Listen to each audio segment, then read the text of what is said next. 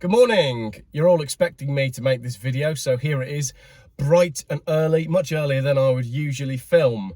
The fire at Luton Airport last night. Right, no prizes for sending it to me first, but if there was a prize for the first person to send it to me, it was actually Macmaster Lee. This morning I've had texts from EV Carnage Man, Tony Goodman, Russ, who does my stickers, everyone basically has texted me or WhatsApp me or emailed me saying Luton car fire, Luton car fire, Luton car fire, multi-storey car park, must be an EV. Now, I've learnt from, well, earlier this week you can't call it until you know. However, my take on this is going to be slightly different. You might all be expecting me to make a video saying, it probably was an EV and present you the evidence. And I could do that. I think this has completely killed the electric car market. I think it's going to absolutely destroy electric car sales. And I'll tell you why.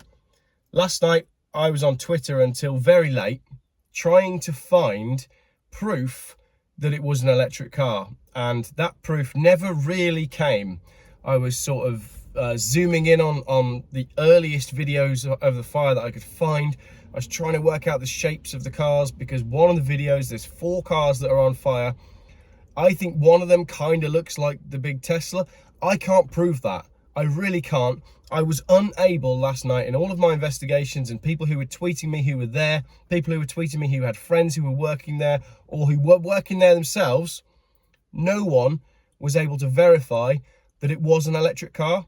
I put on my Twitter and my Facebook, there's another one now, on my Facebook and my YouTube yesterday saying, I'm aware that this has happened. Thank you everybody for sending it to me.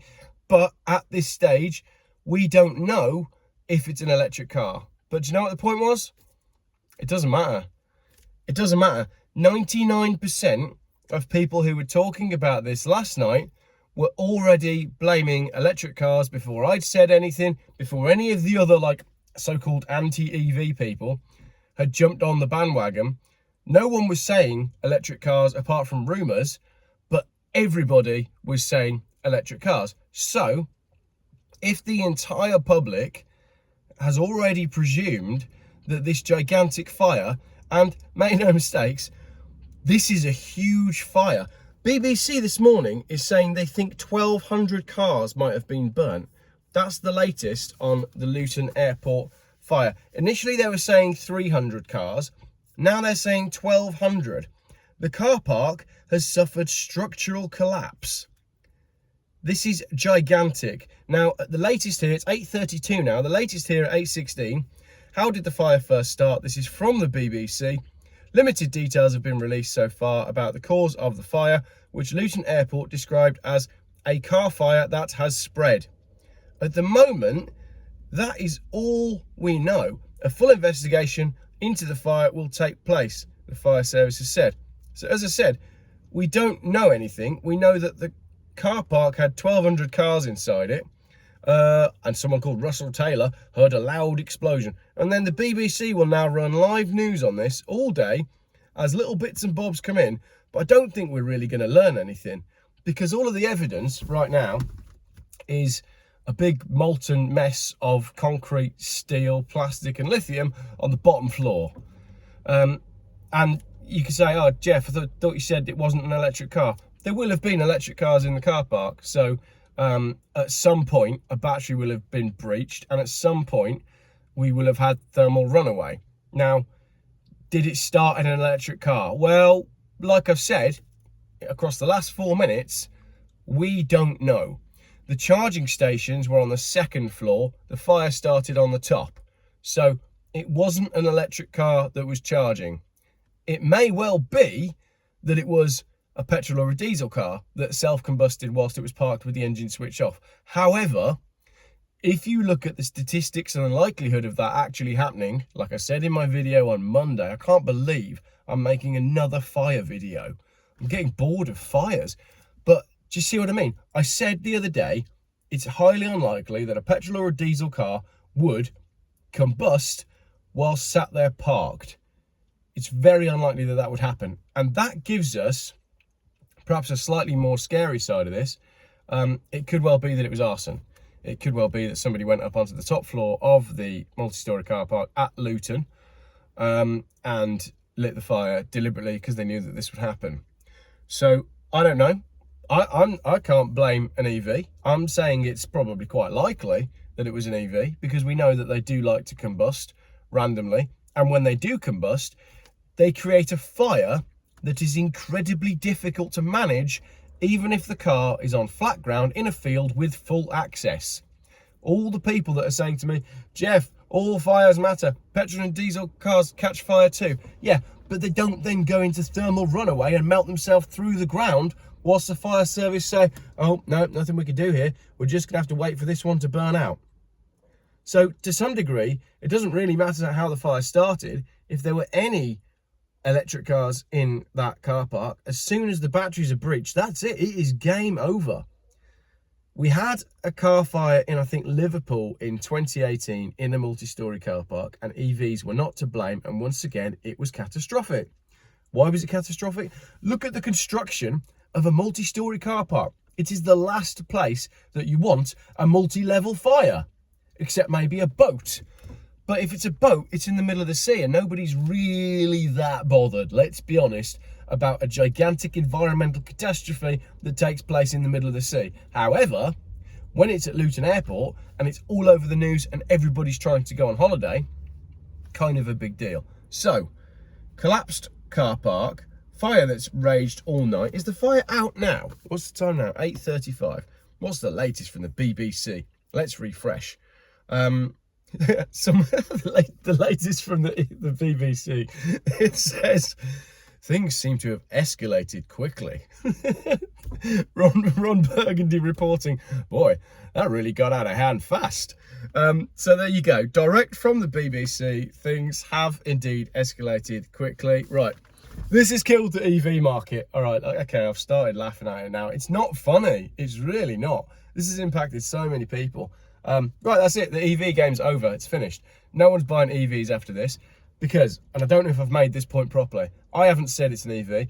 I haven't made a video saying it's an EV. Everybody else has. And if everybody else thinks it's an EV, then there's no way people are walking into car dealerships this morning with that in the news and saying, do you know what?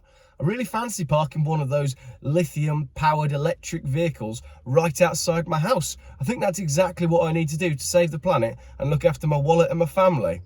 I can guarantee you, car dealerships this morning are having people ring up and say, you know that electric one that I ordered? Have you got the 1.2 petrol? Because to be honest, I feel like I'd be happier with it. I'd be happier. And the salesman's like, no. There's a wait list. I won't be able to get you one for ages. Your EV's due to arrive next week.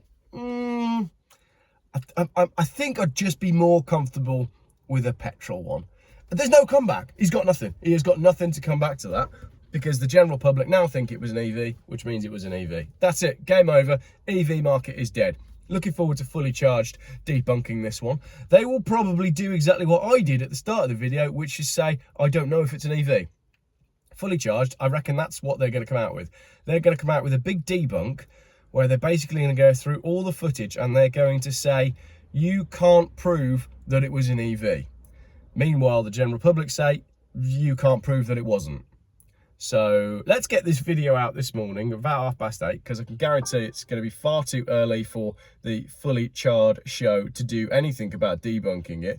And even in the time that we've been filming this video, I have had 6 emails and 7 Facebook messages, all of which will be sending me links to what has happened overnight. I am aware of it. I do think it's a huge deal. I think that's the end of the EV car movement for Joe Blogs. Last bit, I don't know if I've explained this well enough, right? I've got to go back to my mum's neighbour. My mum's neighbour is the sort of person that, like, Victor Meldrew kind of keeps his lawn very well, and if you don't keep your lawn well, he's judging you. If I turn up on the driveway to put some stuff in my mum's garage, then he's like out checking, you know, neighbourhood watch, nosy neighbour, all this sort of stuff. Bit of a Karen, bit of a Keith, you know? And I think the news today will reach people like Karen and Keith. And I think they're eating their Weetabix this morning and they're going, you know, I don't think these electric cars are very safe, are they? I really don't. And they're all sat there with their Weetabix and they go, oh, there's a bit, Karen, there's been a big fire at Luton. Oh, I bet it was one of them electric cars. They're simply not safe. They're not. They're simply not safe. I've seen it on the news. I've been saying it for ages. I reckon, Karen, these electric cars, they're just not safe. I'll stick with me Rover. That's exactly the conversations that's happening across breakfast tables this morning. Thank you very much for watching my video, and I hope everyone's well. I hope no one was injured in all of that. I hope no one got too close to it, and we'll just see what happens next. Not sure what you do with a car park that's pancaked in on itself at a major national airport, but I guess we'll find out in the coming days and weeks. Cheers.